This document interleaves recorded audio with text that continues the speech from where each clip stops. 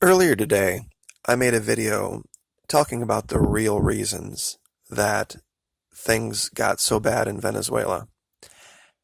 The reasons that I showed were, number one, the U.S. artificially cratering the price of oil in 2014, and number two, the U.S. re-entering the world oil markets. Those two reasons only represent half of the story. There's still the idea that even under those circumstances, why couldn't Venezuela make some kind of an adjustment to mitigate all of the suffering that's happened?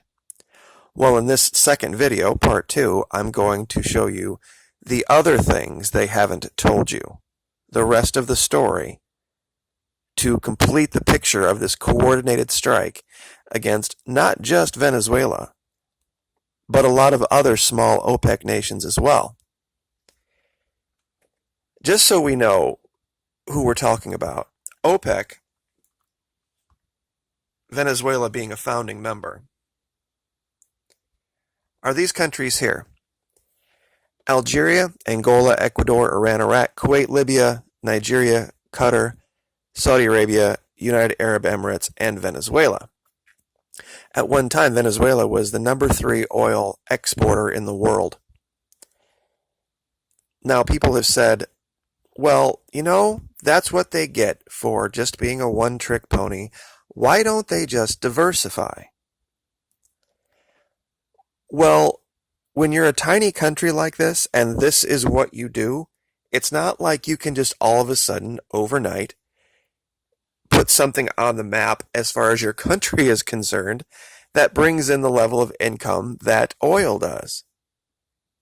And this coordinated strike by the United States and Saudi Arabia had collateral damage.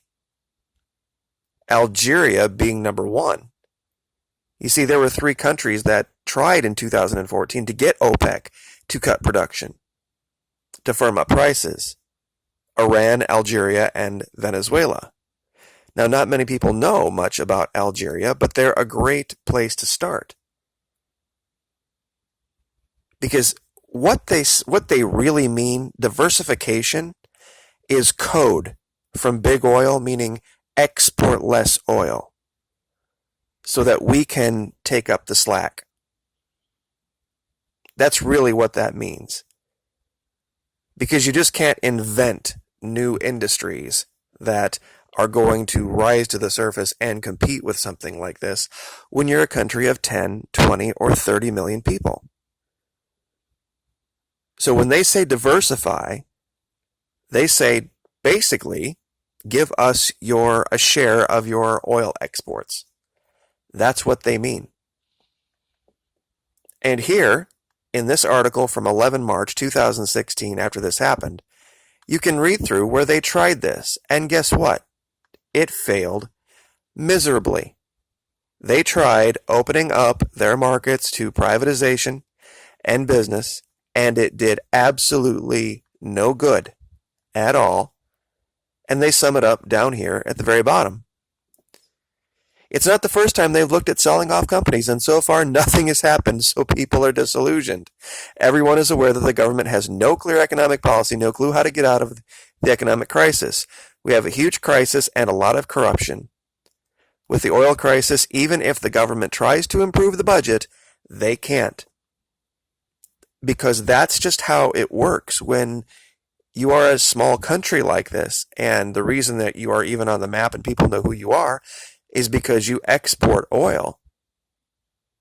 And that's how you've risen to become who you are. It's not like you can just snap your fingers overnight and become the United States, a country with 50 states in it and all sorts of different industries.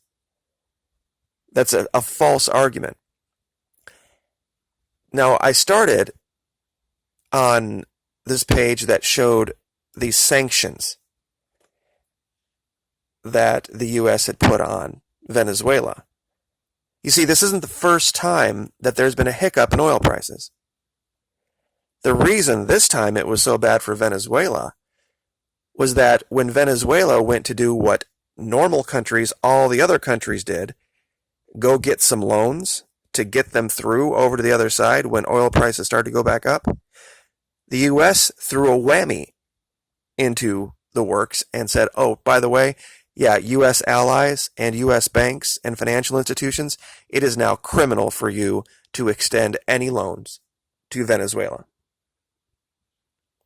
Now, of course, the question there was that, well, why would they do that? And they came back and said, well, it's because they were corrupt. They had to sanction all of these guys that were in drug dealing and stuff. Really?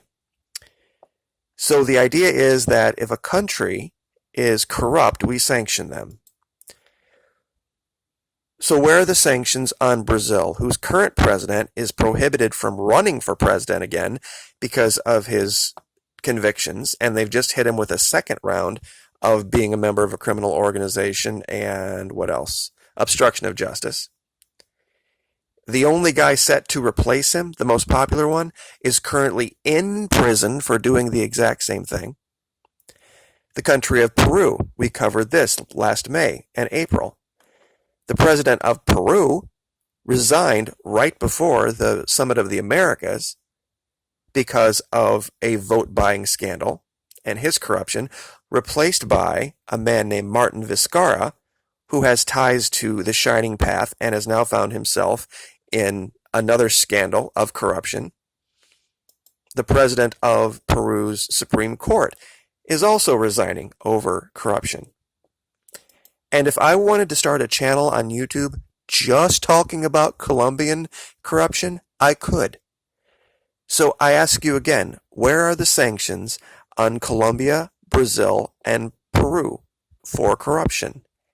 There aren't any. It is a make-believe, fictitious story they are trying to cook up so that you think what happened in Venezuela was Venezuela's fault. Nothing could be further from the truth. Now, as if this wasn't all bad enough, there's another part to the puzzle. This hyperinflation spiral, where they're saying now 1,000,000%, has to do with Colombia and its paramilitaries. I've shown these maps before, but I'm going to go over them again. There's 4 maps, and it explains what's happened in the last 15 years in Colombia that affected Venezuela. This is map number 1. During the years prior to all of this, everyone knew about the ongoing war and paramilitary fight in Colombia between the right-wing paramilitaries and the left-wing paramilitaries over turf, whatever. It left refugees, and they fled for years into Venezuela, especially this western part. These green dots, what they represent are all of the businesses and infrastructure that was government-run, government-controlled, price-controlled in order to deal with this influx of Colombians into Venezuela, so that this part of the country didn't always completely run out of everything. The government controlled very, very closely the prices of things and the quantities of things. And it worked like a charm. Venezuela took in tens, if not hundreds of thousands of Colombians over the years. Now, here's the whammy. The peace deal. Remember that war going on over here? Well, Colombia decided to disarm one side of it, the left-wing side. That represented the red dots here. The black dots are the right-wing paramilitaries who now had free run over the country. So what they did, being the thugs that they are, they decided they were going to go into Venezuela, buy up all this cheap stuff, all this price-controlled stuff, and then take it back into Colombia, and then set up shop on this side of the border. And when they ran out over here and these people didn't have any other choice but to go over to Colombia, they charged them 4 and 5 and 8 and 10 times as much as they would have paid before. On top of that, the money itself, the actual physical cash currency, was being pulled out of Venezuela and sold to the drug dealers to strip and reuse and turn into US dollars. Believe it or not, they can do that. It's a very specific kind of paper. The shortage of actual paper money in Venezuela caused the initial spike in inflation. That's what happened here in the United States during the Great Depression. There was not enough cash, physical cash out there, and that's what causes this type of hyperinflation. Map 3. This shows what happened. The paramilitaries, these big black dots, these are the businesses I'm talking about that take their thugs, go across over into Venezuela. Remember 2017? All the pictures of the riots, all of the guys setting fire at everything?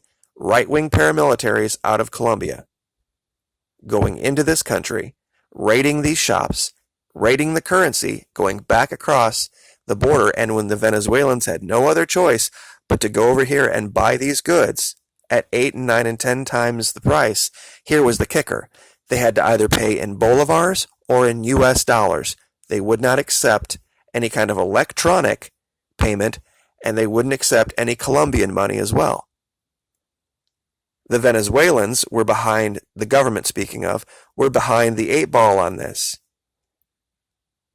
They were now also at this time dealing with the fact that oil prices had gone down literally 80% overnight. So they didn't have the backup reserves to deal with this. You add in the sanctions and this and everything else that went on, and this is what caused this hyperinflationary spiral. These paramilitaries, these big red dots, figured this out. And what they did is they finally stepped up their attacks on the right-wing paramilitaries and kicked them out. Of course, the Colombian government said, oh, you see, these are just a bunch of left-wing terrorists and we have to do something about it now, blah, blah, blah, blah, blah. Now we have Duque as president because he said he would. And now this is what it looks like today. All the right-wing paramilitaries have been pushed over to the coast where you're seeing chop houses and all sorts of nastiness going on. The FARC and the ELN have rearmed and have pretty much taken control of the center part of Colombia. However, the damage is done, and these blue arrows at the top represent the U.S. now trying to get involved, and we saw that yesterday with the attempt on Mr. Maduro's life. But tomorrow is the day that they inaugurate Mr. Duque. And he is going to rearm these guys. These right-wing paramilitaries who are, and I'll say this again, I've said it before, I'm not talking about paramilitaries that get up in the morning and listen to Rush Limbaugh. That's a very different definition of right-wing down there. They're very pro-big business, pro-big pharma, pro-globalist. They're against one man, one vote. They're against a person's right to have a gun.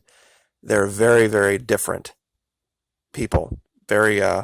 They believe the Pope should be the ultimate authority in things, if that tells you anything. So that's the other side of the puzzle. That's part 2. We had the artificial cratering of oil prices. We had the U.S. entering the oil markets, sanctions, and these mafias from Colombia that caused this problem. And if you look into these countries, let me see if I can pull this back up again. All of these countries here, when this all happened, they all had problems and they dealt with it different ways. But if you really want to see corruption, if you really want to see evil, look at Nigeria and their leader that was just in our White House, or Saudi Arabia and how they dealt with it. If you think this country over here with the bus driver who's actually worked a double shift is the biggest threat out of all these countries here, that if you had to pick one of these countries and kill one of their leaders, that it had to be this one? Does that even make sense to common? It doesn't even make common sense. So we'll leave it there. But do understand this was a coordinated strike, and there is big oil out there now who is acting like a state of their own. And mark my words, we're going to regret having let it happen. Like, share, subscribe.